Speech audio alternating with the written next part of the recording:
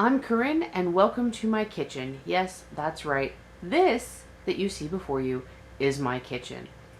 Because of my husband's job, we live on the road, and so I've had to get sort of creative and use my ingenuity in order to be able to cook for us and our family and our friends. I've always loved to cook. I love cooking for friends and family, and I've kind of wanted to do a YouTube cooking channel for a while, and friends have encouraged me to do it, but I always put it off because we didn't have a proper kitchen. So finally, I've just said, the heck with it. I'm going to embrace what I have, and I'm going to start a YouTube channel using just what I use to cook.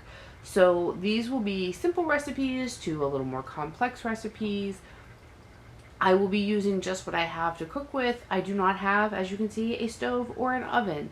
I have a crock pot, a crock pot buffet, a microwave, a stand mixer, an electric skillet, and I do also have an electric unit. And those are what I use to cook everything that we eat.